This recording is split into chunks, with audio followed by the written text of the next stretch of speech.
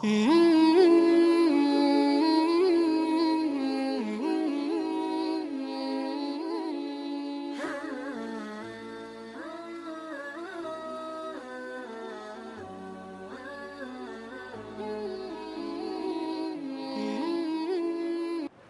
ayat sebelumnya Allah menyatakan tentang ashabul qaryah, penduduk qaryah.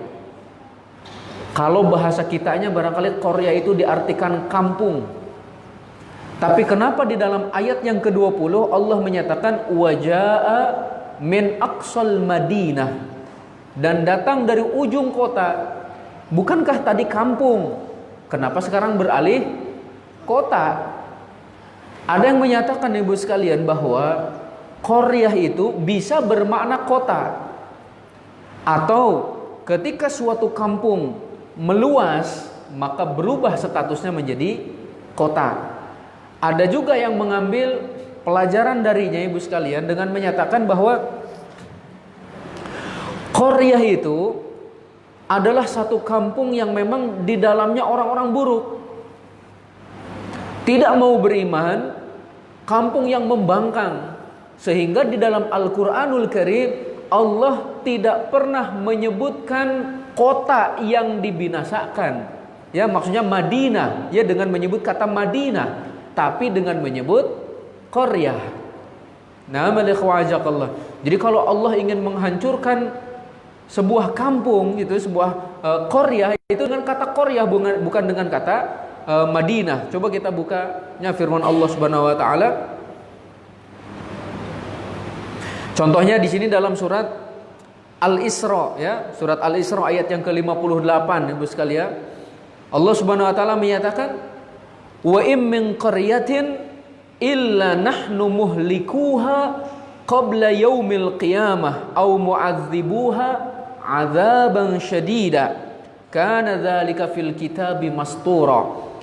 Dan tidak ada suatu negeri pun yang durhaka penduduknya. Jadi disebut kata qaryah ternyata karena di dalamnya penduduknya itu adalah orang-orang yang durhaka. Melainkan kata Allah, kami membinasakannya sebelum hari kiamat, atau kami siksa penduduknya dengan siksa yang sangat keras. Yang demikian itu telah tertulis di dalam kitab, yaitu Lauhul Mahfuz. Al-ikhwah hafizakumullah. Ada juga contohnya al-ikhwah jazakallahu firman Allah yang lainnya nih, kita buka.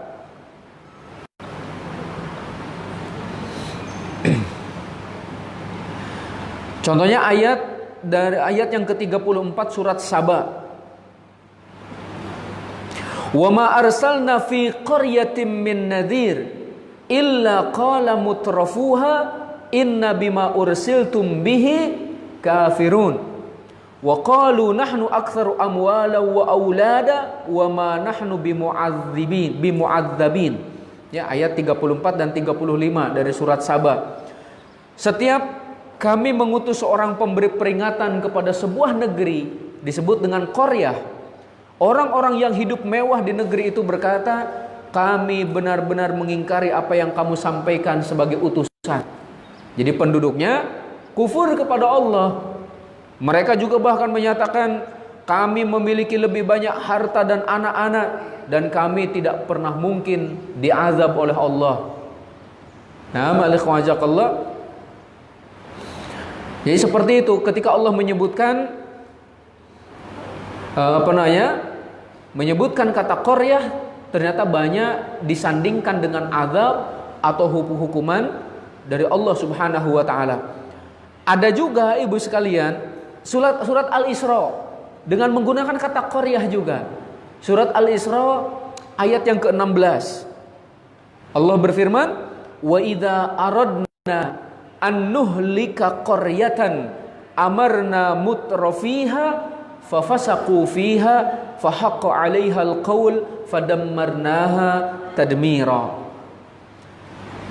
Ya, ayat yang ke-16 surat Al-Isra. Dan jika kami hendak membinasakan suatu negeri, maka kami perintahkan kepada orang yang hidup mewah di negeri itu agar mentaati Allah. Tetapi bila mereka melakukan kedurhakaan di dalam negeri itu, maka sepantasnya berlakulah terhadap perkataan, yaitu hukuman kami, kemudian kami binasakan sama sekali negeri tersebut. Jadi disebut kata qaryah, ternyata banyak disandingkan dengan azab. Banyak yang dihancurkan oleh Allah menggunakan kata qaryah itu ya. Tapi jarang ataupun bahkan tidak menggunakan kata Madinah, ibu sekalian. Sebagian para ulama bahasa juga mereka menyatakan ini. Madinah itu kan berasal dari kata madani, katanya gitu ya.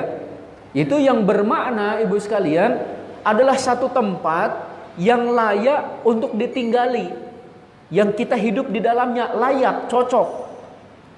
Sehingga ketika Allah akan mengadab suatu penduduk negeri menggunakan kata qaryah, yang berarti memberikan isyarat ini bukan tempat yang layak untuk ditinggali ataupun hidup di dalamnya. Wallahu a'lam bishawab. Jadi banyak sekali ibu sekalian rahasia dari Al-Qur'anul Karim ya. Baik kita bahas dari sisi bahasanya ataupun terlebih juga dari sisi maknanya. Contohnya Masya Allah.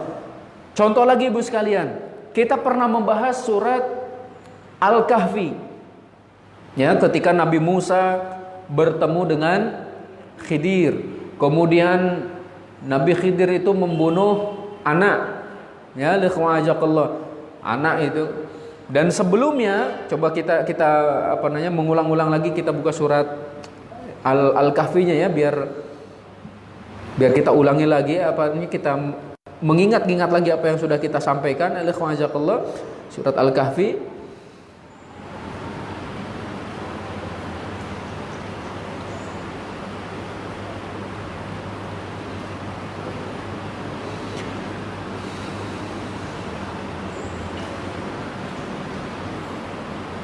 Nah,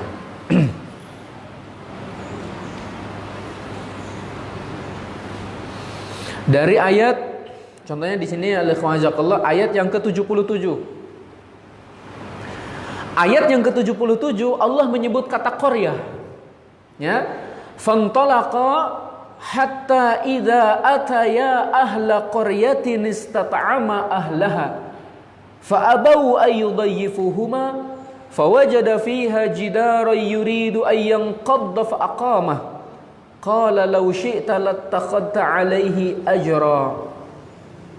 Ya, maknanya ketika keduanya berjalan, sehingga ketika keduanya sampai kepada penduduk suatu negeri, penduduk qaryah ya, disebut dengan kata qaryah.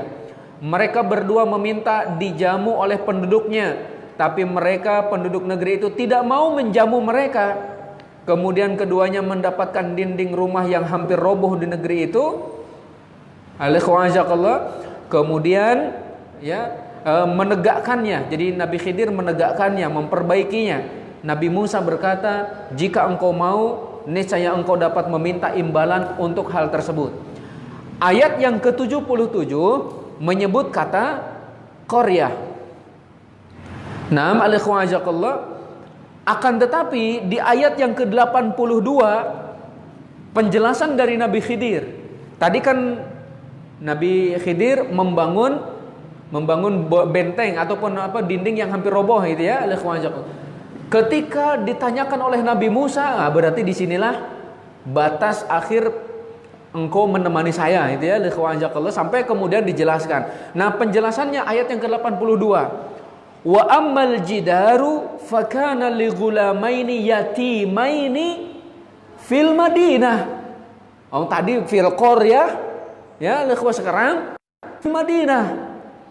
Wa kana tahtahu kanzul lahumā wa kana abuhuma shalihan fa arada rabbuka ay yablugha ashuddahuma wa yastakhrija kanzahuma rahmatan mir rabbik wa ma fa'altuhu an amri dzalika ta'wilu ma lam tasti' alaihi sabra. Adapun dinding rumah itu adalah milik dua anak yatim di kota itu, yang di bawahnya tersimpan harta bagi mereka berdua, dan ayahnya adalah seorang yang soleh. Ibu sekalian, ketika qaryah, satu negeri diisi dengan orang-orang buruk, dikhawatirkan akan turun azab di dalamnya, tapi ketika berubah menjadi orang-orang soleh, berubah nama menjadi Madinah. Ibu sekalian, nah sekarang kita ambil pelajaran begini. Untuk menjadi masyarakat modern itu harus dekat dengan Allah, berpedoman kepada Al-Quran, memiliki akhlak yang mulia, barulah disebut masyarakat madani. Tapi kalau orang-orang barat menganggap modern itu adalah harus memamerkan aurat, justru kembali ke terbelakangan ibu sekalian. Nah, kembali ke kampung, deso lagi gitu. Siapa sekali lagi yang ingin hidup secara modern, maka sebenarnya tata caranya sudah Allah berikan di dalam Al-Quranul Karim, yaitu taat Allah, ikuti Rasul, memiliki akhlak yang mulia. Inilah masyarakat modern ibu sekalian.